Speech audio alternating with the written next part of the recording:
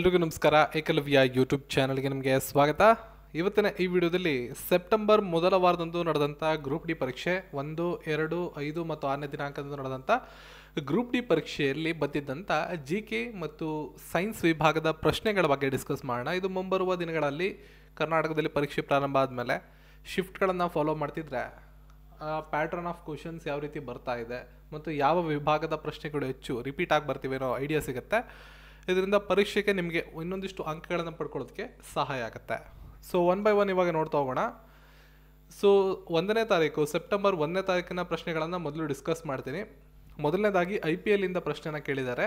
IPL ಕ್ರಿಕೆಟ್ನಲ್ಲಿ ಇದುವರೆಗೂ ನಡೆದಿರ್ತಕ್ಕಂಥ ಎಲ್ಲ ಆವೃತ್ತಿಗಳನ್ನು ಸೇರಿಸ್ಕೊಂಡು ಅತಿ ಹೆಚ್ಚು ರನ್ ಗಳಿಸಿದಂಥ ಬ್ಯಾಟ್ಸ್ಮನ್ ಯಾರು ಅನ್ನೋ ಪ್ರಶ್ನೆಯನ್ನು ಈ ಬಾರಿಯ 1ನೇ ತಾರೀಕಿನ ಪರೀಕ್ಷೆಯಲ್ಲಿ ಕೇಳಿರ್ತಾರೆ. ಸೊ ವಿರಾಟ್ ಕೊಹ್ಲಿ ಅವರು ರಾಯಲ್ ಚಾಲೆಂಜರ್ಸ್ ಬೆಂಗಳೂರು RCB ಅಂತ ಏನು ಕರಿತೀವಿ ಆ ತಂಡವನ್ನು ರೆಪ್ರೆಸೆಂಟ್ ಮಾಡ್ತಾರೆ. IPLನಲ್ಲಿ 6624 ರನ್ಗಳನ್ನು ಇಲ್ಲಿವರೆಗೂ ಹೊಡೆದಿದ್ದಾರೆ. ಇವರು IPLನಲ್ಲಿ ಇದುವರೆಗೂ ನಡೆದಿರ್ತಕ್ಕಂಥ ಎಲ್ಲ ಆವೃತ್ತಿಗಳಿಂದ ಗರಿಷ್ಠ ಸ್ಕೋರ್ಗಳನ್ನು ಮಾಡಿರ್ತಕ್ಕಂಥವ್ರು. IPL ಕುರಿತಾಗಿ ಇನ್ಯಾವ ರೀತಿ ಪ್ರಶ್ನೆ ಕೇಳ್ಬೋದು ಅಂದರೆ IPL ಕುರಿತು ಮತ್ತೊಂದು ಪ್ರಶ್ನೆಯನ್ನು ಈ ವಾರ ಕೇಳಿದ್ದಾರೆ. IPL 2022ರಲ್ಲಿ ನಡೆದಿರ್ತಕ್ಕಂಥ IPLನ ಆವೃತ್ತಿ ಎಷ್ಟನೇದು ಅಂತ ಕೇಳಿದ್ದಾರೆ.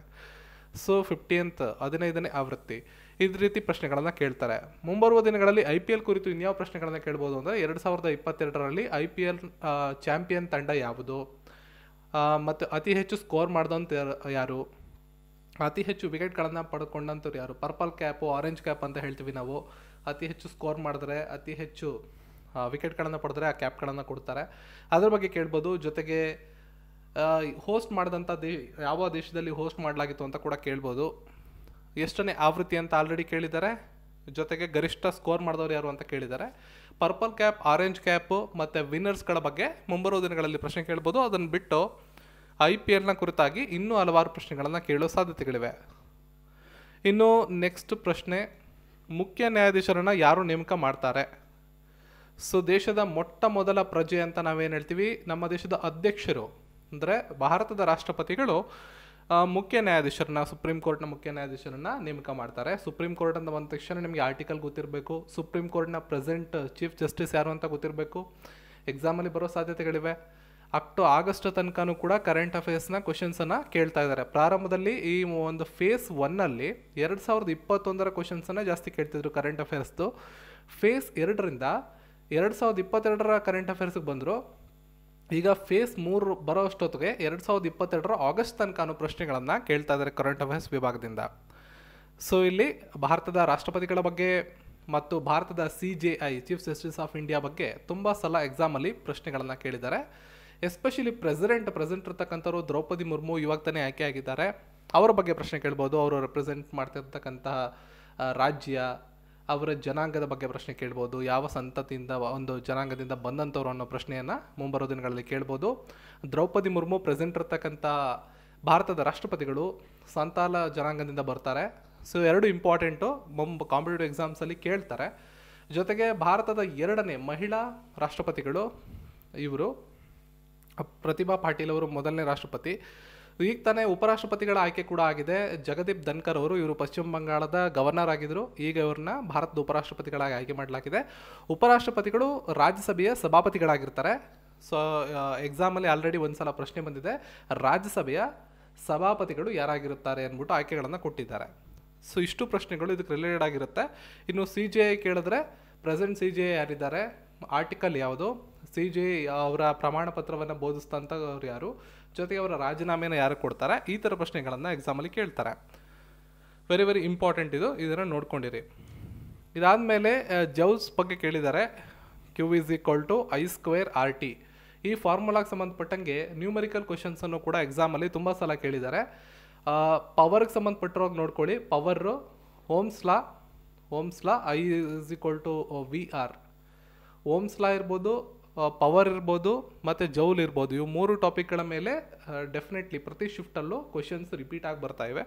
ಸೊ ಮುಂಬರೋ ದಿನಗಳಲ್ಲೂ ಈ ಪ್ರಶ್ನೆಗಳನ್ನು ನೀವು ಎಕ್ಸ್ಪೆಕ್ಟ್ ಮಾಡ್ಬೋದು. ಈ ಟಾಪಿಕ್ಸ್ಗಳ ಕುರಿತು ಸ್ವಲ್ಪ ಓದ್ಕೊಂಡು. ಇನ್ನು ಅಡಿಗೆ ಸೋಡಾ, ವಾಷಿಂಗ್ ಸೋಡಾ ಇದ್ರ ಬಗ್ಗೆ ಜಾಸ್ತಿ ಪ್ರಶ್ನೆಗಳನ್ನು ಕೇಳ್ತಾರೆ. ಪ್ರಾರಂಭದಲ್ಲಿ ಇದರ ಫಾರ್ಮುಲಾಗಳನ್ನು ಕೇಳ್ತಿದ್ರು. ರೀಸೆಂಟ್ ನಡೆದಂಥ ಎಕ್ಸಾಮಲ್ಲಿ ಅಡಿಗೆ ಸೋಡಾದಲ್ಲಿ ಕಂಡುಬರ್ತಕ್ಕಂಥ ಅಡಿಗೆ ಸೋಡಾದ ಸೂತ್ರವನ್ನು ಕೇಳಿದ್ದಾರೆ, ವಾಷಿಂಗ್ ಸೋಡಾದ ಸೂತ್ರವನ್ನು ಕೇಳಿದ್ದಾರೆ. ಇನ್ನು ಅಡಿಗೆ ಸೋಡಾದಲ್ಲಿ ಕಂಡುಬರುವಂಥ ನೀರಿನ ಅಣುಗಳ ಸಂಖ್ಯೆ ಎಷ್ಟು ಅಂತ ಕೇಳಿದ್ದಾರೆ. ರೀಸೆಂಟಾಗಿ ನಡೆದಿರೋ ಎಕ್ಸಾಮಲ್ಲಿ ಬಹಳ ಇಂಪಾರ್ಟೆಂಟ್, ಇದನ್ನೆಲ್ಲ ಸ್ವಲ್ಪ ನೋಡ್ಕೊಳ್ಳಿ. ವಿಟಮಿನ್ಸ್ಗಳ ಕುರಿತು ಪ್ರಾರಂಭದಲ್ಲಿ ತುಂಬ ಪ್ರಶ್ನೆಗಳನ್ನು ಕೇಳ್ತಿದ್ರು. ಫೇಸ್ 2ಅಲ್ಲಿ ಕ್ವಶನ್ಸನ್ನು ಕಡಿಮೆ ಮಾಡಿದ್ದಾರೆ ಅದ್ರ ಮೇಲೆ, ಬಟ್ ಫೇಸ್ 3ಅಲ್ಲಿ ಮತ್ತೆ ಕ್ವಶನ್ಸ್ ಬರೋ ಸಾಧ್ಯತೆಗಳಿವೆ, ಅದನ್ನು ನೋಡ್ಕೊಂಡಿರಿ. ಇನ್ನು ರಾಜ್ಯಗಳಿಗೆ ಸಂಬಂಧಪಟ್ಟ ಹಬ್ಬಗಳಲ್ಲಿ ಈಶಾನ್ಯ ರಾಜ್ಯಗಳು, ನಾರ್ತ್ ಈಸ್ಟ್ ಏನಿದೆ, ನಾರ್ತ್ ಈಸ್ಟ್ಗೆ ಸಂಬಂಧಪಟ್ಟ ರಾಜ್ಯಗಳ ಪ್ರಮುಖವಾದ ಹಬ್ಬಗಳು, ಆಚರಣೆಗಳು, ಜೊತೆಗೆ ಅಲ್ಲಿ ಕಂಡುಬರ್ತಕ್ಕಂಥ ಜೀವವೈವಿಧ್ಯತೆಗೆ ಸಂಬಂಧಪಟ್ಟಂಗೆ ಅಭಯಾರಣ್ಯಗಳ ಬಗ್ಗೆ ಪ್ರಶ್ನೆಗಳನ್ನು ಕೇಳೋ ಸಾಧ್ಯತೆಗಳು ಜಾಸ್ತಿ ಇದೆ. ರೀಸೆಂಟಾಗಿ ಮಿಜೋರಾಂ ಬಗ್ಗೆ ಕೇಳಿದರು.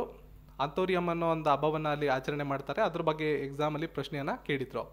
ಇನ್ನು ಮಹೀಂದ್ರಾ ಕಂಪನಿಯ ಕೇಂದ್ರ ಕಚೇರಿ ಎಲ್ಲಿದೆ ಅಂತ ಕೇಳಿದ್ದಾರೆ, ಮುಂಬೈನಲ್ಲಿ ಕಂಡುಬರುತ್ತೆ.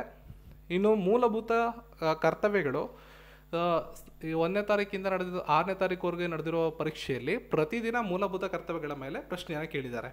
ಮೂಲಭೂತ ಕರ್ತವ್ಯಗಳು ನಿಮಗೆಲ್ಲ ಗೊತ್ತಿರೋಂಗೆ ಸ್ವರ್ಣ ಸಿಂಗ್ ಸಮಿತಿಯವರ ಶಿಫಾರಸಿನ ಮೇಲೆ ನಮ್ಮ ಸಂವಿಧಾನಕ್ಕೆ 1976ನೇ ಇಸ್ವಿಯಲ್ಲಿ 42ನೇ ತಿದ್ದುಪಡಿ ಮೂಲಕ ಸೇರಿಸಲಾಗಿದೆ. ಇದ್ರ ಬಗ್ಗೆ ಕಂಟಿನ್ಯೂಸ್ ಆಗಿ ಕ್ವಶನ್ಸ್ ಬರ್ತಾ ಇದೆ. ಪಾರ್ಟಿಗೆ ಬಂದರೆ 51A ಬರುತ್ತೆ ಇದು ಭಾಗದಲ್ಲಿ. ಸೊ ಎಲ್ಲ ಕ್ವಶನ್ಸನ್ನು ಎಷ್ಟು ಸಾಧ್ಯ ಎಲ್ಲ ರೀತಿ ಪ್ರಶ್ನೆಗಳನ್ನು ನಿಲ್ಲುವುದು ಕೇಳಿದರೆ ಮುಂಬರುವ ದಿನಗಳಲ್ಲೂ ಕೂಡ ಕೇಳೋ ಸಾಧ್ಯತೆಗಳಿವೆ, ಹಾಗಾಗಿ ನೋಡ್ಕೊಂಡಿರಿ. ಇನ್ನೊಂದು ಟಾಪಿಕ್ ತುಂಬ ಇಂಪಾರ್ಟೆಂಟ್ ಆಗೋದು ಪಂಚಾಯತ್ ರಾಜ್. ಪಂಚಾಯತ್ ರಾಜ್ಗೆ ಸಂಬಂಧಪಟ್ಟಂಗೆ ಇದಕ್ಕೆ ಸಂಬಂಧಪಟ್ಟಿರೋ ಸಮಿತಿಗಳು, ಬಲವಂತರಾಯ್ ಮೆಹ್ತಾ ಸಮಿತಿ ಬಗ್ಗೆ ಪ್ರಶ್ನೆ ಕೇಳಿದ್ದಾರೆ. ಇನ್ನು ಪಂಚಾಯತ್ ರಾಜ್ ವ್ಯವಸ್ಥೆಗೆ ಸಂಬಂಧಪಟ್ಟಂಗೆ ಸಮಿತಿಗಳು ಯಾವ್ಯಾವಿದ್ವು ಎಲ್ಲದ್ರ ಬಗ್ಗೆನೂ ಒಂದೊಂದು ಪ್ರಶ್ನೆಗಳು ಬಂದಿವೆ. ಇದನ್ನು ಮೊಟ್ಟ ಮೊದಲು ಎಲ್ಲಿ ತಂದರು, ಯಾವ ರಾಜ್ಯದಲ್ಲಿ ಬಂತು, ಯಾವಾಗ ಪ್ರಾರಂಭ ಆಯಿತು, ಮತ್ತು ಕಾನೂನುಬದ್ಧವಾಗಿ ತಿದ್ದುಪಡಿ ಯಾವುದು, ಯಾವ ಇಸ್ವಿಯಲ್ಲಿ ಬಂತು, ಎಲ್ಲವನ್ನು ಕೂಡ ಎಕ್ಸಾಮಲ್ಲಿ ಕೇಳಿರ್ತಾರೆ. ಪಂಚಾಯತ್ ರಾಜು ಮತ್ತು ಮೂಲಭೂತ ಕರ್ತವ್ಯಗಳು ಮತ್ತು ಮೂಲಭೂತ ಹಕ್ಕುಗಳು ಆರ್ಟಿಕಲ್ 12ರಿಂದ ಆರ್ಟಿಕಲ್ 35 ಇಷ್ಟು ಈ 3 ಟಾಪಿಕ್ಗಳ ಮೇಲೆ ಪ್ರತಿ ಶಿಫ್ಟಲ್ಲೂ ಒಂದೊಂದು ಪ್ರಶ್ನೆ ಇರುತ್ತೆ. ನೆಕ್ಸ್ಟು 21ನೇ ತಿದ್ದುಪಡಿ ಬಗ್ಗೆ ಪ್ರಶ್ನೆ ಕೇಳಿದ್ದಾರೆ. 21ನೇ ತಿದ್ದುಪಡಿ ಮಾಡುವ ಮೂಲಕ ಯಾವ ಭಾಷೆಯನ್ನು ನಮ್ಮ ಸಂವಿಧಾನಕ್ಕೆ ಸೇರಿಸಿದ್ದಾರೆ ಅಂತ ಕೇಳಿದರೆ, ಸಿಂಧಿ ಭಾಷೆಯನ್ನು 1967ನೇ ಇಸ್ವಿಯಲ್ಲಿ 21ನೇ ತಿದ್ದುಪಡಿ ಮಾಡುವ ಮೂಲಕ ನಮ್ಮ ಇದಕ್ಕೆ ಸೇರಿಸಲಾಗಿದೆ. ಇನ್ನು ಜಿಯೋಲಜಿ ಬಗ್ಗೆ ಕೇಳಿದ್ದಾರೆ. ಜಿಯೋಲಜಿ ಅನ್ನೋದು ಯಾವ ವಿಭಾಗ ಅಂತ ಪ್ರಶ್ನೆಯನ್ನು ಕೇಳಿದ್ದಾರೆ. ಅದನ್ನು ಹೊರತುಪಡಿಸಿದ್ರೆ ಕರೆಂಟ್ ಅಫೇರ್ಸಿಂದ ಸ್ತ್ರೀ ಮನೋರಕ್ಷಾ ಯೋಜನೆ ಯಾವ ಇಲಾಖೆಗೆ ಸಂಬಂಧಪಡುತ್ತೆ ಅಂತ ಕೇಳಿದ್ದಾರೆ. ಮಹಿಳಾ ಮತ್ತು ಮಕ್ಕಳ ಅಭಿವೃದ್ಧಿ ಇಲಾಖೆಗೆ ಅದು ಸಂಬಂಧಪಡುತ್ತೆ, ಇದು ನಿಮಗೆ ಗೊತ್ತಿರಬೇಕು. ಇನ್ನು ಚಂದ್ರಶೇಖರ್ ಆಜಾದ್ ಅವ್ರಿಗೆ ಸಂಬಂಧಪಟ್ಟಂಗೆ ಆಲ್ಫ್ರೆಡ್ ಪಾರ್ಕ್ ಇತ್ತು. ಅವರು ಸ್ವತಃ ಒಂದು ಬುಲೆಟಿಂದ ಗುಂಡು ಹಾರಿಸ್ಕೊಂಡು ಮರಣ ಹೊಂದ್ತಾರಲ್ಲ, ಆ ಪಾರ್ಕನ್ನು ಆಲ್ಫ್ರೆಡ್ ಪಾರ್ಕ್ ಅಂತ ಕರೀತಾರೆ. ಅದ್ರ ಮೇಲೆ ಪ್ರಶ್ನೆ ಕೇಳಿದರು. ಆಲ್ಫ್ರೆಡ್ ಪಾರ್ಕನ್ನು ಈಗ ಚಂದ್ರಶೇಖರ್ ಆಜಾದ್ ಪಾರ್ಕ್ ಅಂತ ಮರುನಾಮಕರಣ ಮಾಡಿದ್ದಾರೆ, ಬಟ್ ಅದರ ಬಗ್ಗೆ ಒಂದು ಪ್ರಶ್ನೆಯನ್ನು ಕೇಳಿದರು. ನೆಕ್ಸ್ಟು ನಮ್ಮ ನೆರೆಹೊರೆಯ ರಾಜ್ಯ ಆದಂಥ ಮಹಾರಾಷ್ಟ್ರದ ಉದ್ಯಾನವನದ ಬಗ್ಗೆ ಪ್ರಶ್ನೆಯನ್ನು ಕೇಳಿದ್ದಾರೆ. ಮಹಾರಾಷ್ಟ್ರದ ಚಂದ್ರಾಪುರ ಜಿಲ್ಲೆಯಲ್ಲಿ ತಡೋಬಾ ಅನ್ನೋ ಒಂದು ರಾಷ್ಟ್ರೀಯ ಉದ್ಯಾನವನ ಕಂಡುಬರುತ್ತೆ. ಇದು ಎಲ್ಲಿ ಕಂಡುಬರುತ್ತೆ ಅಂತ ನೇರವಾದ ಪ್ರಶ್ನೆಯನ್ನು ಎಕ್ಸಾಮಲ್ಲಿ ಕೇಳಿದರು. Very very important. ಇನ್ನು ಕರೆಂಟ್ ಅಫೇರ್ಸ್ ವಿಭಾಗದಿಂದ ಮತ್ತೊಂದು ಪ್ರಶ್ನೆ ಬಂದಿದ್ದು, ಭಾರತ್ ಬಯೋಟೆಕ್ ಅವರು ಕ್ಷಯ ರೋಗಕ್ಕೆ ಸಂಬಂಧಪಟ್ಟಂಗೆ ಲಸಿಕೆಯನ್ನು ಅಭಿವೃದ್ಧಿಪಡಿಸ್ತಾ ಇದ್ದಾರೆ. ಅದಕ್ಕೆ ಅವರು ಒಂದು ಸ್ಪ್ಯಾನಿಷ್ ಮೂಲದ ಒಂದು ಔಷಧೀಯ ಸಂಸ್ಥೆ ಜೊತೆ ಪಾಲುದಾರಿಕೆ ಮಾಡ್ಕೊಂಡಿದ್ದಾರೆ. ಅದು ಯಾವುದು ಅಂತ ಎಕ್ಸಾಮಲ್ಲಿ ಕೇಳಿದರು. ಅದು ಬಯೋಫ್ಯಾಬ್ರಿ ಅಂತ. ಬಯೋಫ್ಯಾಬ್ರಿ ವೆರಿ ವೆರಿ ಇಂಪಾರ್ಟೆಂಟು. ಸೊ ಇದು ಎಲ್ಲ ಮಾರ್ಚ್ ಮತ್ತು ಫೆಬ್ರವರಿ, ಮಾರ್ಚ್, ಏಪ್ರಿಲ್ ನಡುವೆ ನಡೆದಿರ್ತಕ್ಕಂಥ ಕರೆಂಟ್ ಅಫೇರ್ಸು ಆಗಿರ್ತವೆ. ಇದಾದಮೇಲೆ ಬಯೋಲಜಿಗೆ ಬಂದರೆ ಬೋಮನ್ ಕ್ಯಾಪ್ಸುಲ್ ಅನ್ನೋದು ಯಾವುದಕ್ಕೆ ಸಂಬಂಧಪಡುತ್ತೆ ಅಂತ ಕೇಳಿದರು. ಇದು ನಮ್ಮ ಮೂತ್ರಪಿಂಡದಲ್ಲಿ ಕಂಡುಬರುತ್ತೆ, ಬೋಮನ್ ಕ್ಯಾಪ್ಸುಲು. ನೆಕ್ಸ್ಟು 2022ನೇ ಇಸ್ವಿಯಲ್ಲಿ ಪ್ರೆಸೆಂಟು ರಾಷ್ಟ್ರೀಯ ಮಹಿಳಾ ಆಯೋಗದ ಅಧ್ಯಕ್ಷರು ಯಾರಿದ್ದಾರೆ ಅನ್ನೋ ಪ್ರಶ್ನೆನ ಕೇಳಿದ್ದಾರೆ. ಪ್ರೆಸೆಂಟು ರೇಖಾ ಶರ್ಮಾ ಅವರು ರಾಷ್ಟ್ರೀಯ ಮಹಿಳಾ ಆಯೋಗದ ಅಧ್ಯಕ್ಷರಾಗಿದ್ದಾರೆ, ಇದು ನಿಮಗೆ ಗೊತ್ತಿರಬೇಕು. ಇನ್ನು ಬ್ಯಾಂಕ್ಗಳ ರಾಷ್ಟ್ರೀಕರಣ ಬಗ್ಗೆ ಪ್ರಶ್ನೆ ಕೇಳಿದ್ದಾರೆ. ಮೊದಲನೇ ಬಾರಿಗೆ ಬ್ಯಾಂಕ್ಗಳ ರಾಷ್ಟ್ರೀಕರಣ ಆಗಿದ್ದು 1969ರಲ್ಲಿ 14 ಬ್ಯಾಂಕ್ಗಳ ರಾಷ್ಟ್ರೀಕರಣ ಆಯಿತು. ನೆಕ್ಸ್ಟು ಎರಡನೇ ಹಂತದಲ್ಲಿ 1980ರಲ್ಲಿ ಆಗಿದ್ದು 6 ಬ್ಯಾಂಕ್ಗಳು. ಇವೆರಡರ ಜೊತೆಗೆ ರೀಸೆಂಟಾಗಿ ಯಾವ ಬ್ಯಾಂಕ್ಗಳು ಯಾವುದ್ರ ಜೊತೆ ಮರ್ಜ್ ಆಗಿದೆ ಅಂತ ನೋಡ್ಕೊಂಡಿರಿ, ಅದು ಎಕ್ಸಾಮ್ಗೆ ತುಂಬ ಅನುಕೂಲ ಆಗುತ್ತೆ. ನೆಕ್ಸ್ಟು ಹರಿಯಾಣ, ಪಂಜಾಬ್ಗೆ ಹೈಕೋರ್ಟ್ ಒಂದೇ ಇರೋದು, ಅದರ ಪ್ರಧಾನ ಕಚೇರಿ ಎಲ್ಲಿದೆ ಅಂತ ಕೇಳಿದ್ದಾರೆ. ಚಂಡೀಗಢದಲ್ಲಿ ಅದು ಕಂಡುಬರುತ್ತೆ. ಇದಿಷ್ಟು 1ನೇ ತಾರೀಕಿನ ಪ್ರಶ್ನೆ ಮತ್ತು ಉತ್ತರಗಳಾಗಿದೆ. ಇನ್ನು 2ನೇ ತಾರೀಕಿಗೆ ಬಂದರೆ ಮಿತಾಲಿ ರಾಜ್, ಕ್ರಿಕೆಟಲ್ಲಿ ಸಂಬಂಧಪಟ್ಟಂಗೆ ಮಿತಾಲಿ ರಾಜ್ ಅವರು ಯಾವ ಕ್ರೀಡೆಗೆ ಸಂಬಂಧಪಡ್ತಾರೆ ಅಂತ ಮೊದಲನೇ ಪ್ರಶ್ನೆ ಕೇಳಿದ್ದಾರೆ. ಇನ್ನು ಸಂವಿಧಾನದ ಮುಖ್ಯಸ್ಥರು ಯಾರು ಅಂತ ಕೇಳಿದ್ದಾರೆ. ಸಂವಿಧಾನದ ಮುಖ್ಯಸ್ಥರು ಯಾರಾಗಿರ್ತಾರೆ? ಭಾರತದ ರಾಷ್ಟ್ರಪತಿಗಳು, ಭಾರತದ ಮೊದಲ ಪ್ರಜೆ. ಇನ್ನು ರಾಜ್ಯ ಚುನಾವಣಾ ಆಯೋಗದ ಬಗ್ಗೆ ಒಂದು ಪ್ರಶ್ನೆಯನ್ನು ಕೇಳಿದ್ದಾರೆ. ಅಲ್ಲಿ 4 ಆಯ್ಕೆಗಳನ್ನು ಕೊಟ್ಟು ರಾಜ್ಯ ಚುನಾವಣಾ ಆಯೋಗ ಕೆಳಕಂಡ ಯಾವ ಚುನಾವಣೆಯನ್ನು ನಡೆಸುವುದಿಲ್ಲ ಅಂತ ಕೇಳಿದ್ದಾರೆ. ಸೊ ರಾಜ್ಯ ಚುನಾವಣಾ ಆಯೋಗ ಜಿಲ್ಲಾ, ತಾಲೂಕು, ಗ್ರಾಮ ಪಂಚಾಯತಿಗಳ ಚುನಾವಣೆಯನ್ನು ನಡೆಸುತ್ತೆ. ಜೊತೆಗೆ ಸ್ಥಳೀಯ ಸಂಸ್ಥೆಗಳು ಅಂದರೆ ಮುನ್ಸಿಪಾಲ್ಟಿ, ಕಾರ್ಪೊರೇಷನ್ಗಳು, ಒಂದು ಪಟ್ಟಣ ಪುರಸಭೆಗಳು ಮತ್ತು ಪಟ್ಟಣ ಪಂಚಾಯತ್ಗಳು ಈ ಎಲೆಕ್ಷನ್ಸನ್ನು ನಡೆಸುವಂಥ ಜವಾಬ್ದಾರಿಯನ್ನು ಹೊಂದಿರುತ್ತೆ. ವಿಧಾನಸಭಾ ಚುನಾವಣಾ ಅಂತ ಬರುತ್ತಲ್ಲ, ವಿಧಾನಸಭಾ ಚುನಾವಣೆಗಳು ರಾಜ್ಯಕ್ಕೆ ಸಂಬಂಧಪಟ್ಟಂಗೆ ಅದನ್ನು ಕೇಂದ್ರ ಲೋಕಸೇವಾ ನಮ್ಮ ಕೇಂದ್ರದ ಚುನಾವಣಾ ಆಯೋಗ ಏನಿದೆ ಅದು ನಡೆಸುತ್ತೆ. ಸೊ ಈ ರೀತಿ ನಿಮಗೆ ಎಕ್ಸಾಮಲ್ಲಿ ಕನ್ಫ್ಯೂಸ್ ಮಾಡೋದಕ್ಕೆ ಕ್ವಶನನ್ನು ಕೇಳಿದ್ದಾರೆ. ರಾಜ್ಯ ಚುನಾವಣಾ ಆಯೋಗ ಯಾವ ಚುನಾವಣೆಯನ್ನು ನಡೆಸುವುದಿಲ್ಲ ಅಂತ ಆಯ್ಕೆಗಳನ್ನು ಕೊಟ್ಟಿರ್ತಾರೆ. ಸೊ ಯಾವ ಚುನಾವಣೆಗಳನ್ನು ನಡೆಸುತ್ತೆ ಅಂತ ನಿಮಗೆ ಗೊತ್ತಿದ್ರೆ ಈಸಿಯಾಗಿ ಆನ್ಸರನ್ನು ಮಾಡ್ಬೋದು. ಇನ್ನು ಪಂಚವಾರ್ಷಿಕ ಯೋಜನೆಗಳಿಗೆ ಸಂಬಂಧಪಟ್ಟಂಗೆ ಸ್ವಲ್ಪ ನೋಡ್ಕೊಂಡಿರಿ. ಮೊದಲನೇ ಪಂಚವಾರ್ಷಿಕ ಯೋಜನೆ ಬಗ್ಗೆ, 2ನೇ ಪಂಚವಾರ್ಷಿಕ ಯೋಜನೆ, 5ನೇ ಪಂಚವಾರ್ಷಿಕ ಯೋಜನೆ. ಸೊ ಈ 4 ದಿನದ ಪರೀಕ್ಷೆಯಲ್ಲಿ ಈ 3 ಪ್ರಶ್ನೆಗಳು ಬಂದಿವೆ. ಮೊದಲನೇ ಪಂಚವಾರ್ಷಿಕ ಯೋಜನೆಯಲ್ಲಿ ಯಾವ ವಿಷಯದ ಮೇಲೆ ಕೇಂದ್ರೀಕರಿಸಿದ್ರು, ಯಾವಾಗ ಪ್ರಾರಂಭ ಆಯಿತು, ಆವಾಗಿದ್ದಂಥ ಪ್ರಧಾನಮಂತ್ರಿಗಳು, ಅದೇ ರೀತಿ 2ನೇದು, ಅದೇ ರೀತಿ 5ನೇದು. ಸೊ ಪಂಚವಾರ್ಷಿಕ ಯೋಜನೆಗಳ ಕುರಿತು ಒಂದು ರಫ್ ಐಡಿಯಾವನ್ನು ನೀವು ತೆಗೆದುಕೊಂಡ್ರೆ ತುಂಬ ಅನುಕೂಲ ಆಗುತ್ತೆ. ಇನ್ನು ಚರ್ಚ್ಗಳ ಬಗ್ಗೆ ಈ ಒಂದು ಫೇಸಲ್ಲಿ ಜಾಸ್ತಿ ಪ್ರಶ್ನೆಗಳನ್ನು ಕೇಳಿದ್ದಾರೆ. ಎಸ್ಪೆಷಲಿ ಬೆಸಿಲಿಕಾ ಚರ್ಚ್ ಅನ್ನೋದು ಎಲ್ಲಿ ಕಂಡು ಬರುತ್ತೆ ಅಂತ ಕೇಳಿದ್ದಾರೆ. ಇದು ಗೋವಾ ರಾಜ್ಯದಲ್ಲಿ ಕಂಡು ಬರುತ್ತೆ ಬೆಸಿಲಿಕಾ ಚರ್ಚ್. ನೆಕ್ಸ್ಟು ನದಿಗಳಿಗೆ ಸಂಬಂಧಪಟ್ಟಂಗೆ ದಾಮೋದರ ನದಿ, ಕಾಳಿ ನದಿ, ದಾಮೋದರ, ಕಾಳಿ, ಬ್ರಹ್ಮಪುತ್ರ ಈ 3 ನದಿಗಳ ಕುರಿತು ಈ 3 ದಿನದ ಪರೀಕ್ಷೆಯಲ್ಲಿ ಪ್ರಶ್ನೆಗಳನ್ನು ಕೇಳಿರ್ತಾರೆ. ನೆಕ್ಸ್ಟು 86ನೇ ತಿದ್ದುಪಡಿ ಬಗ್ಗೆ ಎಕ್ಸಾಮಲ್ಲಿ ಪ್ರಶ್ನೆ ಬಂದಿದೆ. ಇದು 3 ಸಲ ಬಂದಿದೆ ಇದುವರೆಗೂ ಎಕ್ಸಾಮಲ್ಲಿ. 86ನೇ ತಿದ್ದುಪಡಿ ನಿಮಗೆಲ್ಲ ಗೊತ್ತಿರೋಂಗೆ 21A ಅನ್ನೋ ಆರ್ಟಿಕಲ್ನ ನಮಗೆ ಆ್ಯಡ್ ಮಾಡಲಾಯಿತು. 6 ವರ್ಷದಿಂದ 14 ವರ್ಷದ ಮಕ್ಕಳಿಗೆ ಉಚಿತ ಮತ್ತು ಕಡ್ಡಾಯ ಶಿಕ್ಷಣವನ್ನು ಕೊಡಬೇಕು ಅನ್ನೋತಾ ಹೇಳುತ್ತಿದ್ದು 2002ನೇ ಇಸ್ವಿಯಲ್ಲಿ ಬಂದಿದ್ದು. ಹಾಗಾಗಿ ತುಂಬ ಸಲ ಎಕ್ಸಾಮಲ್ಲಿ ರಿಪೀಟ್ ಮಾಡಿದ್ದಾರೆ ಈ ಕ್ವಶನ್ನ. ಇವು 4 ವಿಷಯಗಳು ಇಂಪಾರ್ಟೆಂಟು. 86ನೇ ತಿದ್ದುಪಡಿ ಆಗಿದ್ದು 2002ರಲ್ಲಿ. 21A ಆರ್ಟಿಕಲ್ ಇದು 6ರಿಂದ 14 ವರ್ಷದ ಮಕ್ಕಳಿಗೆ ಶಿಕ್ಷಣ ಕೊಡಬೇಕು ಅಂತ ಇದು ಹೇಳುತ್ತೆ. ಇಷ್ಟು ವಿಷಯಗಳು ಇಂಪಾರ್ಟೆಂಟ್ ಆಗ್ತವೆ. ನೆಕ್ಸ್ಟು ಈ 4 ದಿನದ ಪರೀಕ್ಷೆಯಲ್ಲೂ ಜಾಸ್ತಿ ಕೇಳಿರ್ತಕ್ಕಂಥ ಪ್ರಶ್ನೆ, ಪ್ರತಿ ಶಿಫ್ಟಲ್ಲೂ ಬಂದಿರತಕ್ಕಂಥದ್ದು ಶಾಸ್ತ್ರೀಯ ಭಾಷೆ. ಶಾಸ್ತ್ರೀಯ ಭಾಷೆ ಪ್ರತಿ ಶಿಫ್ಟಲ್ಲೂ ಒಂದು ಕ್ವಶನ್ ನಿಮ್ಗೆ ಇದ್ದೇ ಇರುತ್ತೆ. ಒಟ್ಟು 6 ಭಾಷೆಗಳು ಶಾಸ್ತ್ರೀಯ ಸ್ಥಾನಮಾನವನ್ನು ಇದುವರೆಗೂ ಪಡ್ಕೊಂಡಿವೆ. ಕರೆಕ್ಟಾಗಿ ನೋಡ್ಕೊಳ್ಳಿ. ಮೊದಲು ಶಾಸ್ತ್ರೀಯ ಸ್ಥಾನಮಾನವನ್ನು ಪಡ್ಕೊಂಡಿದ್ದು 2004ರಲ್ಲಿ ತಮಿಳು, ಅದಾದಮೇಲೆ 2005ರಲ್ಲಿ ಸಂಸ್ಕೃತ, 2008ರಲ್ಲಿ ಕನ್ನಡ ಮತ್ತು ತೆಲುಗು, 2013ರಲ್ಲಿ ಮಲಯಾಳಂ, 2014ರಲ್ಲಿ ಒಡಿಯಾ. ಇಷ್ಟು ಭಾಷೆಗಳು ಶಾಸ್ತ್ರೀಯ ಸ್ಥಾನಮಾನವನ್ನು ಪಡ್ಕೊಂಡಿರ್ತಕ್ಕಂಥ 6 ಭಾಷೆಗಳು. ಇದ್ರ ಮೇಲೆ ತುಂಬ ಪ್ರಶ್ನೆಗಳನ್ನು ಕೇಳಿದ್ದಾರೆ. ಒಂದು ಪ್ರಶ್ನೆ ಏನು ಕೇಳಿದರು ಅಂದರೆ 2004ರಲ್ಲಿ ಯಾವ ಭಾಷೆಗೆ ಶಾಸ್ತ್ರೀಯ ಸ್ಥಾನಮಾನವನ್ನು ಕೊಟ್ಟಿದ್ರು ಅಂತ ಕೇಳಿದ್ದಾರೆ. ಅದಾದಮೇಲೆ 2014ರಲ್ಲಿ ಶಾಸ್ತ್ರೀಯ ಸ್ಥಾನಮಾನವನ್ನು ಪಡೆದುಕೊಂಡಿದ್ದಂತಹ ಭಾಷೆ ಯಾವುದು ಅಂತ ಕೇಳಿದ್ದಾರೆ. ಜೊತೆಗೆ ಸಂಸ್ಕೃತ ಭಾಷೆಗೆ ಶಾಸ್ತ್ರೀಯ ಸ್ಥಾನಮಾನವನ್ನು ಯಾವ ವರ್ಷದಲ್ಲಿ ನೀಡಲಾಯಿತು ಅಂತ ಕೇಳಿದ್ದಾರೆ. ಎಷ್ಟು ಭಾಷೆಗಳಿಗೆ ಶಾಸ್ತ್ರೀಯ ಸ್ಥಾನಮಾನವನ್ನು ಕೊಡಲಾಗಿದೆ ಅಂತ ಕೇಳಿದ್ದಾರೆ. ಸೊ ಈ ಟಾಪಿಕ್ ಮೇಲೆ ಕ್ವಶನ್ ಮತ್ತೆ ಬರಬಹುದು, ಹಾಗಾಗಿ ಇದನ್ನು ನೋಡ್ಕೊಂಡಿರಿ.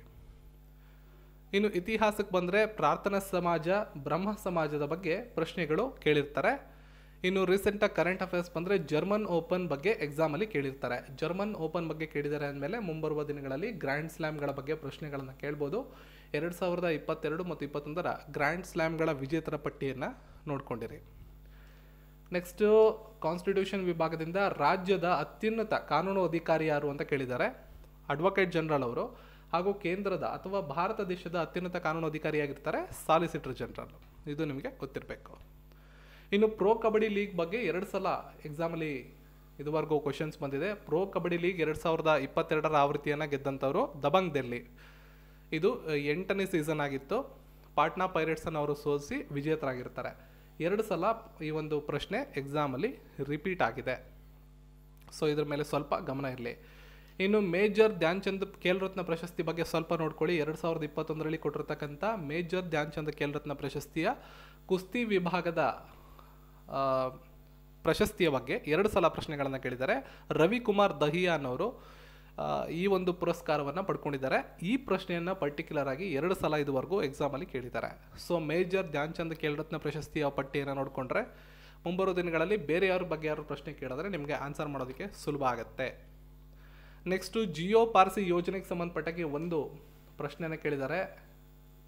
ಯೋಜನೆಗಳಿಗೆ ಸಂಬಂಧಪಟ್ಟಕ್ಕೆ ಜಿಯೋ ಪಾರ್ಸಿ ಅಂದರೆ ಪಾರ್ಸಿ ಕುಟುಂಬಗಳಿಗೆ ಇರ್ತಕ್ಕಂಥ ಒಂದು ಯೋಜನೆ. ಅದು ಒಟ್ಟು ಅದರ ಹಣದ ಮೊತ್ತವನ್ನು ಕೇಳಿದ್ದಾರೆ. 8 ಲಕ್ಷ ರೂಪಾಯಿವರೆಗೆ ಹಣಕಾಸಿನ ನೆರವು ಆ ಒಂದು ಯೋಜನೆ ಮೂಲಕ ಸಿಗುತ್ತೆ. ಇದನ್ನು ಕೇಳಿದ್ದಾರೆ. ಇದನ್ನು ಬಿಟ್ಟು ನೆಕ್ಸ್ಟು PESA ಆ್ಯಕ್ಟ್ ಪಂಚಾಯತ್ ರಾಜ್ಗೆ ಸಂಬಂಧಪಟ್ಟಂಗೆ ಇದಿರ್ತಕ್ಕಂಥದ್ದು. ಇದ್ರ ಬಗ್ಗೆ ಎಕ್ಸಾಮಲ್ಲಿ ಪ್ರಶ್ನೆಯನ್ನು ಕೇಳಿರ್ತಾರೆ. ನೆಕ್ಸ್ಟು ಭಾರತದಲ್ಲಿ ಯಾವ ಹಣಕಾಸು ಸಚಿವರು ಗರಿಷ್ಠ ಬಜೆಟನ್ನು ಮಂಡಿಸಿದ್ದಾರೆ ಅಂತ ಕೇಳಿದ್ದಾರೆ. 10 ಬಾರಿ ಇದುವರೆಗೂ ಬಜೆಟನ್ನು ಮಂಡಿಸಿರ್ತಕ್ಕಂಥವ್ರು, ಭಾರತದಲ್ಲಿ ಅತಿ ಹೆಚ್ಚು ಬಜೆಟನ್ನು ಮಂಡಿಸಿರ್ತಕ್ಕಂಥವ್ರು ಮೊರಾರ್ಜಿ ದೇಸಾಯಿ ಅವರು. ಸೊ ಇವ್ರ ಬಗ್ಗೆ ನೇರವಾದಂಥ ಪ್ರಶ್ನೆಯನ್ನು ಎಕ್ಸಾಮಲ್ಲಿ ಕೇಳಿದರು. ಇದನ್ನು ಬಿಟ್ಟು 74ನೇ ತಿದ್ದುಪಡಿ ಆ್ಯಸ್ ಯೂಶುವಲ್ ಪಂಚಾಯತ್ ರಾಜ್ಗೆ ಸಂಬಂಧಪಟ್ಟಂಗೆ ಕೇಳಿದ್ದಾರೆ. ಇನ್ನು DPSP ಬಗ್ಗೆ 3 ಸಲ ಎಕ್ಸಾಮಲ್ಲಿ ಕ್ವಶನ್ ಬಂದಿದೆ. DPSP ಅಂದರೆ ರಾಜ್ಯ ನೀತಿ ನಿರ್ದೇಶಕ ತತ್ವಗಳು, ಭಾಗ 4ರಲ್ಲಿ ಬರುತ್ತಿದ್ದು 36ನೇ ವಿಧಿಯಿಂದ 51ನೇ ವಿಧಿ. ಸೊ ಇದ್ರ ಬಗ್ಗೆ ಎಕ್ಸಾಮಲ್ಲಿ ಪ್ರಶ್ನೆಗಳು ಬಂದಿವೆ. ವೆರಿ ವೆರಿ ಇಂಪಾರ್ಟೆಂಟ್ ಇಷ್ಟು ಟಾಪಿಕ್ಸ್ಗಳು. ನೆಕ್ಸ್ಟು ಇನ್ನೊಂದಿಷ್ಟು ಪ್ರಶ್ನೆಗಳಿವೆ, ಅದನ್ನು ಹೇಳಿ ವಿಡಿಯೋನ ಮುಗಿಸ್ತೀನಿ. 2023ರಲ್ಲಿ IOC ಏನಿದೆ, IOC ಅಂತ ಹೇಳಿದ್ರೆ ಅಂತಾರಾಷ್ಟ್ರೀಯ ಒಲಿಂಪಿಕ್ ಸಮಿತಿ ಅಂತ, ಇದು ಎಲ್ಲಿ ನಡೆಸುತ್ತಾರೆ, ಈ ಒಂದು ಅಧಿವೇಶನವನ್ನು ಎಲ್ಲಿ ನಡೆಸ್ತಾರೆ ಅಂತ ಕರೆಂಟ್ ಅಫೇರ್ಸ್ ಕ್ವಶನ್ ಕೇಳಿದ್ದಾರೆ. ಇದು ಮಹಾರಾಷ್ಟ್ರದ ರಾಜಧಾನಿ ಮುಂಬೈಯಲ್ಲಿ ನಡೆಯುತ್ತೆ. ಸೊ ಕರೆಂಟ್ ಅಫೇರ್ಸ್ ಮೇಲೆ ಯಾವ ರೀತಿ ಕ್ವಶನ್ ಕೇಳ್ತಿದ್ದಾರೆ ಅಂತ ನಿಮಗೆ ಗೊತ್ತಾಗಿದೆ. ಇನ್ನು ಭಾರತದಲ್ಲಿರ್ತಕ್ಕಂಥ ಏಕೈಕ ಸಕ್ರಿಯ ಜ್ವಾಲಾಮುಖಿ ಯಾವುದು ಅಂತ ಕೇಳಿದ್ದಾರೆ. ಬ್ಯಾರೆನ್ ಅನ್ನೋ ಒಂದು ಜ್ವಾಲಾಮುಖಿ ಅಂಡಮಾನ್ ನಿಕೋಬಾರಲ್ಲಿ ಕಂಡುಬರುತ್ತೆ. ಭಾರತದ ಏಕೈಕ ಏನು ಹೇಳ್ತೀವಿ ಸಕ್ರಿಯ ಜ್ವಾಲಾಮುಖಿ ಇದು. ನೆಕ್ಸ್ಟು ಪೊಂಗಲ್ ಫೆಸ್ಟಿವಲ್ ಬಗ್ಗೆ 3 ಸಲ ಎಕ್ಸಾಮಲ್ಲಿ ಪ್ರಶ್ನೆ ಬಂದಿದೆ. ಇದುವರೆಗೂ 4 ಬಾರಿ ಅನಿಸುತ್ತೆ, ಒಟ್ಟು 4 ಬಾರಿ ಕೇಳಿದ್ದಾರೆ. ತಾಯ್ ಪೊಂಗಲ್ಲು ಭಾರತ ಮತ್ತು ಶ್ರೀಲಂಕಾದಲ್ಲಿ ಜನವರಿ 14ರಂದು ಆಚರಣೆ ಮಾಡ್ತಕ್ಕಂಥ ಹಬ್ಬ, ಇದು ನಿಮಗೆ ಗೊತ್ತಿರುತ್ತೆ. ಇನ್ನು ಮನು ಬಾಕರ್ ಅವ್ರ ಬಗ್ಗೆ ಎಕ್ಸಾಮಲ್ಲಿ ಪ್ರಶ್ನೆ ಕೇಳಿದ್ದಾರೆ. ಮನು ಬಾಕರ್ ಯಾವ ಕ್ರೀಡೆಗೆ ಸಂಬಂಧಪಟ್ಟಿರ್ತಾರೆ? ಸೊ ಏರ್ ಪಿಸ್ತೂಲ್ ಶೂಟಿಂಗ್ ವಿಭಾಗಕ್ಕೆ ಅವರು ಸಂಬಂಧಪಡ್ತಾರೆ. ವಿಶ್ವಕಪ್ನಲ್ಲಿ ಭಾರತವನ್ನು ಪ್ರತಿನಿಧಿಸಿ 2 ಚಿನ್ನವನ್ನು ಗೆದ್ದಿದ್ದಾರೆ. ಹಾಗಾಗಿ ಅವ್ರ ಬಗ್ಗೆ ಎಕ್ಸಾಮಲ್ಲಿ ಪ್ರಶ್ನೆಗಳು ಬರ್ತಾ ಹೋಗ್ತಾ ಇದೆ. ಇನ್ನು ಮೊಟ್ಟ ಮೊದಲ ಹಸಿರು ಹೈಡ್ರೋಜನ್ ಕಾರನ್ನು ತಂದಂತಹ ಒಂದು ಕಂಪನಿಯ ಬಗ್ಗೆ ಕೇಳಿದ್ದಾರೆ. ಟೊಯೋಟಾ ಮಿರೈ ಅಂತ. ಅದು ಕೇಂದ್ರ ಸಾರಿಗೆ ಸಚಿವರಾದ ನಿತಿನ್ ಗಡ್ಕರಿ ಅದನ್ನು ಚಾಲನೆಯನ್ನು ಕೊಟ್ಟಿದ್ದರು. ಅದರ ಬಗ್ಗೆ ಎಕ್ಸಾಮಲ್ಲಿ ಪ್ರಶ್ನೆಯನ್ನು ಕೇಳಿರ್ತಾರೆ. ಇನ್ನು WTO ವರ್ಲ್ಡ್ ಟ್ರೇಡ್ ಆರ್ಗನೈಸೇಷನ್, ವಿಶ್ವ ವ್ಯಾಪಾರ ಸಂಸ್ಥೆ ಏನಿದೆ, ಇದಕ್ಕೆ ಭಾರತ ಯಾವಾಗ ಸೇರ್ಕೋತು ಅಂತ ಕೇಳಿದ್ದಾರೆ. ತುಂಬ ಕಾಂಪಿಟೇಟಿವ್ ಎಕ್ಸಾಮ್ಗಳಲ್ಲಿ ಬಂದಿದೆ ಈ ಕ್ವಶನ್ನು. 1995ರಲ್ಲಿ ಭಾರತ ಇದಕ್ಕೆ ಸೇರ್ಕೊಂಡಿದೆ. ನೆಕ್ಸ್ಟು ಲಾಲ್ ಬಹದ್ದೂರ್ ಶಾಸ್ತ್ರಿ ಸಂಸ್ಕೃತ ವಿಶ್ವವಿದ್ಯಾಲಯ ಎಲ್ಲಿ ಕಂಡು ಬರುತ್ತೆ ಅಂತ ಕೇಳಿದ್ದಾರೆ. ನವದೆಹಲಿಯಲ್ಲಿ ಕಂಡು ಬರುತ್ತೆ. ಚರ್ಮದ ಕ್ಯಾನ್ಸರ್ಗೆ ಕಾರಣವಾಗುವಂಥ ಕಿರಣ ಯಾವುದು ಅಂತ ಕೇಳಿದ್ದಾರೆ. ನೇರಳಾತೀತ ಅಥವಾ ಅಲ್ಟ್ರಾ ವೈಲೆಟ್ ಕಿರಣ ಆಗಿರುತ್ತೆ. 2025ನೇ ಇಸ್ವಿಗೆ ಮಹಿಳಾ ವಿಶ್ವಕಪ್ಪನ್ನು ಯಾವ ದೇಶ ಆಯೋಜನೆ ಮಾಡುತ್ತೆ ಅಂತ ಕೇಳಿದ್ದಾರೆ. ಸೊ ಭಾರತ ಆಯೋಜನೆ ಮಾಡುತ್ತೆ. 2024ರಲ್ಲಿ ಬಾಂಗ್ಲಾದೇಶ, 2026ರಲ್ಲಿ ಇಂಗ್ಲೆಂಡು, 2027ಕ್ಕೆ ಶ್ರೀಲಂಕಾ. ನೆಕ್ಸ್ಟು ಆರ್ಟಿಕಲ್ 15 ಬಗ್ಗೆ ಕೇಳಿದ್ದಾರೆ. ಆರ್ಟಿಕಲ್ 15 ಯಾವುದ್ರ ಬಗ್ಗೆ ಮಾತನಾಡುತ್ತೆ? ಸೊ ನಿಮಗೆಲ್ಲ ಗೊತ್ತಿರೋಂಗೆ ತಾರತಮ್ಯವನ್ನು ನಿಷೇಧ ಮಾಡುತ್ತೆ ಆರ್ಟಿಕಲ್ 15. ನೆಕ್ಸ್ಟು ಶಾಂತಿ ಸ್ವರೂಪ ಭಟ್ನಾಗರ ಪುರಸ್ಕಾರ ಯಾವ ವಿಭಾಗಕ್ಕೆ ಕೊಡಲಾಗುತ್ತೆ ಅಂತ ಕೇಳಿದ್ದಾರೆ. ಸೊ ವಿಜ್ಞಾನ ಕ್ಷೇತ್ರ, ವಿಜ್ಞಾನ ಮತ್ತು ಸಂಶೋಧನೆ. ನೆಕ್ಸ್ಟು ಆರ್ಟಿಕಲ್ 343 ಬಗ್ಗೆ ಕೇಳಿದ್ದಾರೆ. 343 ಆರ್ಟಿಕಲ್ಲು ಒಕ್ಕೂಟದ ಅಧಿಕೃತ ಭಾಷೆ ಅಂದರೆ ದೇವನಾಗರಿ ಲಿಪಿಯಲ್ಲಿ ಇರ್ತಕ್ಕಂಥ ಹಿಂದಿ ಭಾಷೆ ಆಗಿರಬೇಕು ಅಂತ ಹೇಳುತ್ತೆ, ಒಕ್ಕೂಟದ ಅಧಿಕೃತ ಭಾಷೆ. ಸೊ 343 ಆರ್ಟಿಕಲ್ ಬಗ್ಗೆ ಎಕ್ಸಾಮಲ್ಲಿ 2 ಸಲ ಪ್ರಶ್ನೆ ಬಂದಿದೆ. ಇನ್ನು ಭೂಗೋಳಶಾಸ್ತ್ರದ ಪಿತಾಮಹ ಎಂದು ಯಾರನ್ನು ಕರೆಯುತ್ತಾರೆ? ಎರಟೋಸ್ಥಾನಿಸ್ ಅವರನ್ನು ಭೂಗೋಳಶಾಸ್ತ್ರದ ಪಿತಾಮಹ ಅಂತ ಕರಿತೀವಿ. ಇನ್ನು ಮಾಂಟೊಗೊ ಚೆಕ್ಸ್ಬರ್ಡ್ ಸುಧಾರಣೆ ಯಾವಾಗ ಬಂತು ಅಂತ ಕೇಳಿದ್ದಾರೆ. 1919ನೇ ಇಸ್ವಿಯಲ್ಲಿ ಮಾಂಟೊಗೊ ಚೆಕ್ಸ್ಬರ್ಡ್ ಸುಧಾರಣೆಗಳು ಬಂದಿತ್ತು. ಇದನ್ನು ಬಿಟ್ಟು CPI ಭ್ರಷ್ಟಾಚಾರ ಗ್ರಹಿಕೆ ಸೂಚ್ಯಾಂಕದಲ್ಲಿ ಭಾರತದ ಸ್ಥಾನ ಎಷ್ಟು ಅಂತ ಕೇಳಿದ್ದಾರೆ. 2021ರ ಒಂದು ಪಟ್ಟಿ ಏನು ಬಿಡುಗಡೆ ಆಗಿತ್ತು, ಅದರಲ್ಲಿ ಭಾರತದ ಸ್ಥಾನ 85ನೇ ಸ್ಥಾನದಲ್ಲಿದೆ ಭಾರತ 2021ರ ಪಟ್ಟಿಯಲ್ಲಿ. ಇನ್ನು ಡೆನ್ಮಾರ್ಕು, ಫಿನ್ಲ್ಯಾಂಡು, ನ್ಯೂಜಿಲೆಂಡ್ ಅವರು 3 ದೇಶಗಳು ಜಂಟಿಯಾಗಿ ಅಗ್ರಸ್ಥಾನವನ್ನು ಹಂಚ್ಕೊಂಡಿರ್ತವೆ. ನೆಕ್ಸ್ಟು ಭಾರತ ಎಷ್ಟು ದೇಶಗಳ ಜೊತೆ ಗಡಿಯನ್ನು ಹಂಚ್ಕೊಳ್ಳುತ್ತೆ ಅಂತ ಕೇಳಿದ್ದಾರೆ. ಭೂಗಡಿಯನ್ನು ಒಟ್ಟು 7 ದೇಶಗಳ ಜೊತೆ ಭಾರತ ಹಂಚ್ಕೊಳ್ಳುತ್ತೆ. ಅದರಲ್ಲಿ ಅತಿ ಹೆಚ್ಚು ಯಾವ ದೇಶದ ಜೊತೆ ಹಂಚ್ಕೊಳ್ಳುತ್ತೆ ಅಂದರೆ ಬಾಂಗ್ಲಾದೇಶ. ಸೊ 2 ಪ್ರಶ್ನೆಗಳು ಬಂದಿವೆ.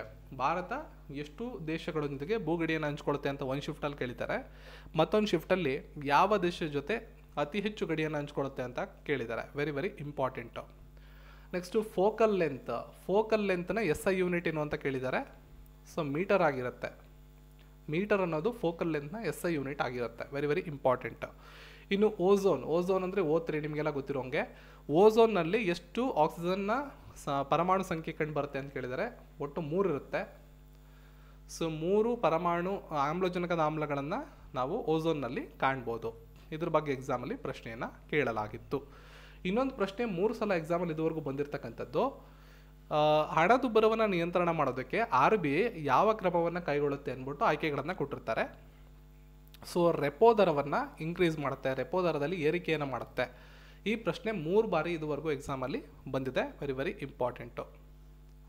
ನೆಕ್ಸ್ಟು ವಾಷಿಂಗ್ ಸೋಡಾದಲ್ಲಿ ಎಷ್ಟು ನೀರಿನ ಅಣುಗಳು ಕಂಡುಬರ್ತವೆ ಅಂತ ಕೇಳಿದ್ದಾರೆ. ವಾಷಿಂಗ್ ಸೋಡಾ ಅಂದರೆ ಎಷ್ಟು? Na2CO3 .10H2O ಅಂತ. ಇದು ಕರೆಕ್ಟಾಗಿ ಬರೆದ್ರೆ ಈ ರೀತಿ ಬರಿಬೇಕು. ಬಟ್ Na2CO3 ಅಂತ ಬರಿತೀವಿ. ಬಟ್ ಆ್ಯಕ್ಚುಯಲ್ ಫಾರ್ಮುಲಾ ಇರೋದು ಹಿಂಗೆ. ಎಕ್ಸಾಮಲ್ಲಿ ಏನು ಕೇಳಿದ್ದಾರೆ ಅಂದರೆ ವಾಷಿಂಗ್ ಸೋಡಾದಲ್ಲಿ ಎಷ್ಟು ನೀರಿನ ಅಣುಗಳಿವೆ ಅಂತ ಕೇಳಿದ್ದಾರೆ. ನೋಡಿ, ಇಲ್ಲಿ 10 ನೀರಿನ ಅಣುಗಳು ಕಂಡುಬರ್ತವೆ. ಹಾಗಾಗಿ ಫಾರ್ಮುಲಾವನ್ನು ಸ್ವಲ್ಪ ಡೀಟೇಲಾಗಿ ನೋಡ್ಕೋಬೇಕಾಗತ್ತೆ. ನೆಕ್ಸ್ಟು 2014ರಲ್ಲಿ ಯಾವ ಭಾಷೆಗೆ ಶಾಸ್ತ್ರೀಯ ಸ್ಥಾನಮಾನ ಸಿಕ್ತು ಅಂತ ಕೇಳಿದ್ದಾರೆ. ಆ್ಯಸ್ ಯೂಶುವಲ್ ನಿಮ್ಗೆ ಹೇಳಿದ್ದೀನಿ, ಶಾಸ್ತ್ರೀಯ ಸ್ಥಾನಮಾನ ಅನ್ನೋದು ಬಹಳ ಇಂಪಾರ್ಟೆಂಟ್ ಆದ ಟಾಪಿಕ್ಕು, ಅದನ್ನು ನೋಡ್ಕೊಳ್ಳಿ. ನೆಕ್ಸ್ಟು ಹಿಂದೂ ಸ್ವರಾಜ್ ಅನ್ನೋ ಪುಸ್ತಕವನ್ನು ಬರೆದಂಥವರು ಗಾಂಧೀಜಿ. ಮಹಾತ್ಮ ಗಾಂಧೀಜಿಯವರು ಹಿಂದೂ ಸ್ವರಾಜ್ ಅನ್ನೋ ಪುಸ್ತಕವನ್ನು ಬರೀತಾರೆ. ಅದ್ರ ಬಗ್ಗೆ ಎಕ್ಸಾಮಲ್ಲಿ ಪ್ರಶ್ನೆಯನ್ನು ಕೇಳಿದ್ದಾರೆ. ನೆಕ್ಸ್ಟು PR ಶ್ರೀಜೇಶ್ ಅವರು ಯಾವ ಕ್ರೀಡೆಗೆ ಸಂಬಂಧಪಡುತ್ತಾರೆ ಅಂತ ಕೇಳಿದ್ದಾರೆ. ಇವರು ಭಾರತದ ವೃತ್ತಿಪರ ಫೀಲ್ಡ್ ಹಾಕಿ ಆಟಗಾರ ಮತ್ತು ಗೋಲ್ ಕೀಪರ್. ನಮ್ಮ ಭಾರತೀಯ ಹಾಕಿ ತಂಡ ಏನಿದೆ ಅದರ ಗೋಲ್ ಕೀಪರ್ ಇವರು, ಇದು ನಿಮ್ಗೆ ಗೊತ್ತಿರಬೇಕು. ಇನ್ನು ಸ್ಥಳೀಯ ಸರ್ಕಾರದ ಪಿತಾಮಹ ಎಂದು ಯಾರನ್ನು ಕರೆಯುತ್ತಾರೆ? ಲಾರ್ಡ್ ರಿಪ್ಪನನ್ನು ಸ್ಥಳೀಯ ಸರ್ಕಾರದ ಪಿತಾಮಹ ಅಂತ ಕರೆಯಲಾಗುತ್ತೆ. Very very important.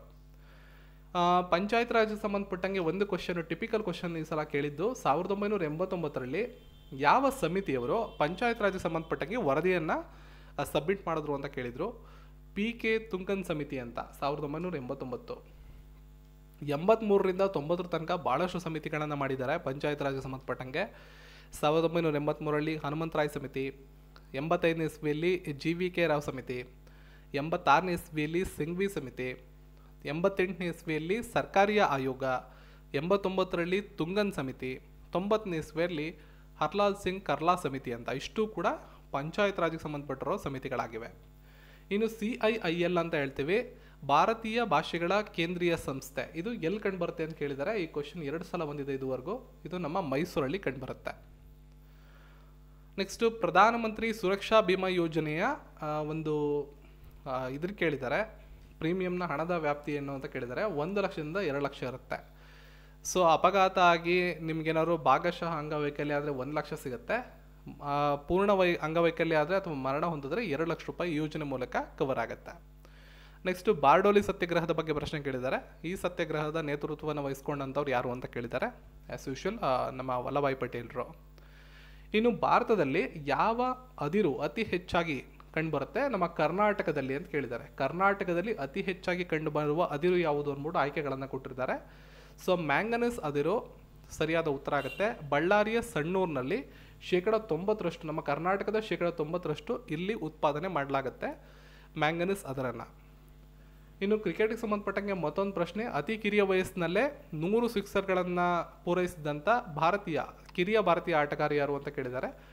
Rishabh Pant ಅವರು 100 ಸಿಕ್ಸರ್ಗಳನ್ನು ಬಾರಿಸಿದಂಥ ಅತಿ ಕಿರಿಯ ಭಾರತೀಯ ಆಟಗಾರ. ಇನ್ನು ಇನ್ನೊಂದು ಕ್ವಶನ್ ನೋಡಿ, ಟಿಪಿಕಲ್ ಆಗಿ ನಿಮಗೆ ಕನ್ಫ್ಯೂಸ್ ಮಾಡೋದಕ್ಕೆ ಯಾವ ರೀತಿ ಕೇಳಿದ್ದಾರೆ. 2022ರ ಮಾರ್ಚ್ ಅಷ್ಟೊತ್ತಿಗೆ ನಮ್ಮ ಭಾರತದಲ್ಲಿ ಎಷ್ಟು ಭಾಷೆಗಳಿಗೆ ಶಾಸ್ತ್ರೀಯ ಭಾಷಾ ಸ್ಥಾನಮಾನ ದೊರೆತಿದೆ ಅಂತ ಕೇಳಿದ್ದಾರೆ. ಸೊ ಈಗಲೂ ಕೂಡ ನೀವು ಕನ್ಫ್ಯೂಸ್ ಮಾಡೋದಕ್ಕೆ ಈ ಕ್ವಶನನ್ನು ಕೇಳಿರ್ತಕ್ಕಂಥದ್ದು. 2014ರಲ್ಲಿ ಒಡಿಯಾ ಭಾಷೆಗೆ ಒಂದು ಶಾಸ್ತ್ರೀಯ ಸ್ಥಾನಮಾನ ಸಿಕ್ಕಿದ್ದೆ ಲಾಸ್ಟು. ಹಾಗಾಗಿ ಒಟ್ಟು 6 ಭಾಷೆ ಅಂತಲೇ ಹೇಳಬೇಕು. ನಿಮ್ಮನ್ನ ಕನ್ಫ್ಯೂಸ್ ಮಾಡೋದಕ್ಕೆ ರೀಸೆಂಟಾಗಿರೋ ಡೇಟ್ಸ್ಗಳನ್ನು ಅಲ್ಲಿ ಕೊಡ್ತಾ ಹೋಗ್ತಾರೆ. ಇನ್ನು ನಮ್ಮ ಪಿರಿಯೋಡಿಕ್ ಟೇಬಲ್ನಲ್ಲಿ ನೈಸರ್ಗಿಕವಾಗಿ ಎಷ್ಟು ಪರಮಾಣುಗಳು ಇರ್ತವೆ, ಅಂಶಗಳು ಕಂಡು ಬರ್ತವೆ ಮತ್ತು ಆರ್ಟಿಫಿಷಿಯಲ್ ಆಗಿ ಎಷ್ಟಿವೆ ಅಂತ ಕೇಳಿದ್ದಾರೆ. 94 ನ್ಯಾಚುರಲ್ ಆಗಿರ್ತವೆ, ಅಂದರೆ ಅವೇ ಇರ್ತಕ್ಕಂಥವು. 24ನ್ನು ಲ್ಯಾಬಲ್ಲಿ ತಯಾರು ಮಾಡ್ತಾರೆ, ಆರ್ಟಿಫಿಷಿಯಲ್ ಅಂತ ಹೇಳ್ತೀವಿ. ಒಟ್ಟಾರೆಯಾಗಿ 118 ಇರುತ್ತೆ. ಇದೊಂದು ಅಂಶವನ್ನು ನೆನಪಲ್ಲಿಟ್ಕೊಂಡಿರಿ. ಇದಾದಮೇಲೆ ಮುಂದೆ ಪ್ರೋಟೀನ್ನ ಸಂಶ್ಲೇಷಣೆ ದೇಹದ ಎಲ್ಲಿ ನಡೆಯುತ್ತೆ ಅಂತ ಕೇಳಿದ್ದಾರೆ. ಪ್ರೋಟೀನ್ ಸಂಶ್ಲೇಷಣೆ ನಡೆಯೋದು ರೈಬೋಸೋಮಲ್ಲಿ. ರೈಬೋಸೋಮು, ಮೈಟೋಕಾಂಡ್ರಿಯಾ ಇವೆರಡು ವಿಷಯಗಳ ಮೇಲೆ ತುಂಬ ಸಲ ಎಕ್ಸಾಮಲ್ಲಿ ಪ್ರಶ್ನೆಗಳು ಆಲ್ರೆಡಿ ಬಂದಿವೆ. ಇನ್ನು ನೆಕ್ಸ್ಟ್ ಪ್ರಶ್ನೆ, NSO ಒಂದು ವರದಿಯನ್ನು ಪ್ರಕಟ ಮಾಡಿದರು 2021ರಲ್ಲಿ. ನಾವು ಸಾಮಾನ್ಯವಾಗಿ ಜನಗಣತಿಯನ್ನು ನೋಡ್ಕೊಂಡಿರ್ತೀವಿ 2011, ಬಟ್ ಎನ್ ಎಸ್ ಒ ಅಂದರೆ ನ್ಯಾಷನಲ್ ಸ್ಟ್ಯಾಟಿಸ್ಟಿಕಲ್ ಆಫೀಸ್ ಅಂತ, ಇವರು ಒಂದು ವರದಿ ಪ್ರಕಟ ಮಾಡ್ತಾರೆ. ಅದರಲ್ಲಿ 2021ರಲ್ಲಿ ಬಿಡುಗಡೆಯಾದ ವರದಿಯಲ್ಲಿ ಸಾಕ್ಷರತೆಯ ಪ್ರಮಾಣ ಎಷ್ಟು ಅಂತ ಕೇಳಿದ್ದಾರೆ. 2011ರ ವರದಿ ಕೇಳಿಲ್ಲ, ಜನಗಣತಿ ಕೇಳಿಲ್ಲ ಅವರು, 2021ರ ಪ್ರಕಾರ ಕೇಳಿದ್ದಾರೆ. ನೋಡ್ಕೊಂಡಿರಿ, ಮುಂದೆ ರಿಪೀಟ್ ಆಗ್ಬೋದು. 77.70%. ಇದರಲ್ಲಿ 84.70% ಪುರುಷರಿಗೆ ಬರುತ್ತೆ, 70.30% ಮಹಿಳೆಯರಿಗೆ ಬರುತ್ತೆ. Very very important. ಇನ್ನೊಂದು ಪ್ರಶ್ನೆ 2 ಸಲ ರಿಪೀಟ್ ಆಗಿರೋದು ರೆಸಿಸ್ಟಿವಿಟಿ, ಪ್ರತಿರೋಧಕತೆ. ಇದರ SI ಯೂನಿಟ್ ಏನು ಅಂತ ಕೇಳಿದ್ದಾರೆ. ಇದರ SI ಯೂನಿಟ್ಟು ಓಮ್ ಮೀಟರ್ ಅಂತ. ರೆಸಿಸ್ಟಿವಿಟಿ SI ಯೂನಿಟ್ ಅಥವಾ ಪ್ರತಿರೋಧಕತೆ ಅಂತ ಕನ್ನಡದಲ್ಲಿ ಹೇಳ್ತೀವಿ. ಇದರ SI ಯೂನಿಟ್ಟು ಓಮ್ ಮೀಟರ್. 2 ಸಲ ಎಕ್ಸಾಮಲ್ಲಿ ಬಂದಿದೆ. ನೆಕ್ಸ್ಟು ಆರ್ಟಿಕಲ್ 18 ಬಗ್ಗೆ ಕ್ವಶನ್ ಕೇಳಿದ್ದಾರೆ. ಆರ್ಟಿಕಲ್ 18, ಸೊ ಯಾರು ಕೂಡ ಒಂದು ಬಿರುದನ್ನು ಹೊಂದುವಂತಿಲ್ಲ ಅಂತ ನಮ್ಮ ಆರ್ಟಿಕಲ್ 18 ಹೇಳುತ್ತೆ. ಶೀರ್ಷಿಕೆಯನ್ನು ಒಂದು ಅಂತ ಇರೋದಿಲ್ಲ ಅನ್ನೋ ಒಂದು ಇದನ್ನು ಹೇಳುತ್ತೆ. ಅದಕ್ಕೆ ನಾನು ನಿಮ್ಗೆ ಹೇಳಿದ್ದು 12ರಿಂದ 35ನೇ ಆರ್ಟಿಕಲ್ ತನಕ ಓದ್ಕೊಳ್ಳಿ, ಯಾವ ಕ್ವಶನ್ ಬೇಕಾದ್ರೂ ನಿಮ್ಗೆ ಇಲ್ಲಿ ಕೇಳ್ಬೋದು. ನೆಕ್ಸ್ಟು ತಳಿಶಾಸ್ತ್ರದ ಪಿತಾಮಹ, ಫಾದರ್ ಆಫ್ ಜೆನೆಟಿಕ್ಸ್ ಕೇಳಿದ್ದಾರೆ. ಮೆಂಡಲ್ ಅವರು ಫಾದರ್ ಆಫ್ ಜೆನೆಟಿಕ್ಸು, ಸೊ ನಿಮ್ಗೆ ಗೊತ್ತಿರುತ್ತೆ. ಇನ್ನು ಟಾಟಾ ಏರ್ಲೈನ್ಸ್ಗೆ ಸಂಬಂಧಪಟ್ಟಂಗೆ ಒಂದು ಕ್ವಶನನ್ನು ಕೇಳಿದ್ದಾರೆ. ಇದರ ಕೇಂದ್ರ ಕಚೇರಿ ಎಲ್ಲಿ ಕಂಡು ಬರುತ್ತೆ? ಟಾಟಾ ಏರ್ಲೈನ್ಸ್ ಮುಂಬೈಯಲ್ಲಿ ಕಂಡು ಬರುತ್ತೆ. ಇನ್ನು HIV ಬಗ್ಗೆ 3 ಸಲ ಕ್ವಶನ್ಸನ್ನು ಕೇಳಿದ್ದಾರೆ. ಸೊ HIV ಬಗ್ಗೆ ನಿಮಗೆ ಬೇರೆ ಬೇರೆ ರೀತಿಯ ಕ್ವಶನ್ಸ್ ಕೇಳ್ತಾರೆ. ಸೊ ರೀಸೆಂಟಾಗಿ HIV ಫುಲ್ ಫಾರ್ಮನ್ನು ಕೇಳಿದ್ದಾರೆ, ಏಡ್ಸ್ ಬಗ್ಗೆ ಕೇಳಿದ್ದಾರೆ. ವೈರಸ್ ಅಂತ ನಿಮಗೆ ಗೊತ್ತಿರುತ್ತೆ, ಏಡ್ಸ್ ರೋಗಕ್ಕೆ ಕಾರಣವಾದ ವೈರಸ್ HIV ಅಂತ ಗೊತ್ತಿರುತ್ತೆ. ಇದಕ್ಕೆ ಯಾವುದೇ ಚಿಕಿತ್ಸೆ ಇರೋದಿಲ್ಲ. ಇದನ್ನು ಪರೀಕ್ಷೆ ಮಾಡೋದಕ್ಕೆ ಬಳಸ್ತಕ್ಕಂಥ ಪರೀಕ್ಷಾ ವಿಧಾನಗಳ ಬಗ್ಗೆ ಪ್ರಶ್ನೆ ಕೇಳ್ಬೋದು. ಸೊ ಇವುಗಳನ್ನು ನೀವು ನೋಡ್ಕೋಬೇಕಾಗತ್ತೆ. ಸೊ ಇದಿಷ್ಟು ಮೊದಲ 4 ದಿನಗಳ 1ರಿಂದ 6ನೇ ಸೆಪ್ಟೆಂಬರ್ 2022ರ ನಡುವೆ ನಡೆದಂಥ ಪರೀಕ್ಷೆಯ ಸಾಮಾನ್ಯ ಜ್ಞಾನ ಮತ್ತು ವಿಜ್ಞಾನದ ಒಂದಿಷ್ಟು ಪ್ರಶ್ನೆ ಮತ್ತು ಉತ್ತರಗಳಾಗಿರ್ತವೆ. ಇವೆಲ್ಲ ಎಕ್ಸಾಮಲ್ಲಿ ಬಂದಿರತಕ್ಕಂಥ ಪ್ರಶ್ನೆ ಮತ್ತು ಉತ್ತರಗಳು. ಹಾಗಾಗಿ ಇಲ್ಲಿ ಕೊಟ್ಟಿರ್ತಕ್ಕಂಥ ಕ್ವಶನ್ಗಳ ಜೊತೆ ಅದಕ್ಕೆ ಸಂಬಂಧಪಟ್ಟಿರೋ ಟಾಪಿಕ್ಗಳನ್ನು ನಿಮ್ಗೆ ಹೇಳಿದ್ದೀನಿ, ಅದರ ಮೇಲೆ ಸ್ವಲ್ಪ ಓದ್ಕೊಳ್ಳಿ. ಜೊತೆಗೆ ಪ್ರತಿದಿನ ಎಕ್ಸಾಮ್ ಆದಮೇಲೆ ಆ ದಿನದ ಕ್ವಶನ್ಸ್ಗಳನ್ನು ಟೆಲಿಗ್ರಾಮಲ್ಲಿ ಕ್ವಿಜ್ ರೂಪದಲ್ಲಿ ಅಪ್ಡೇಟ್ ಮಾಡ್ತಾ ಇದ್ದೀನಿ. ಸೊ ಅಲ್ಲಿ ನೀವು ಪ್ರತಿದಿನ ಅಪ್ಡೇಟ್ಸನ್ನು ಪಡ್ಕೋಬೋದು. ನೀವೇನಾದ್ರು ಜಾಯ್ನ್ ಆಗಿಲ್ಲ ಅಂದರೆ ಡಿಸ್ಕ್ರಿಪ್ಷನಲ್ಲಿ ಲಿಂಕ್ ಇದೆ, ಟೆಲಿಗ್ರಾಮ್ಗೆ ಹೋಗಿ ಜಾಯ್ನ್ ಆಗಿ ಪ್ರತಿದಿನ ಆ ಕ್ವಶನ್ಸ್ಗಳನ್ನು ಅಲ್ಲೇ ನೀವು ನೋಟ್ ಡೌನ್ ಕೂಡ ಮಾಡ್ಕೋಬೋದು.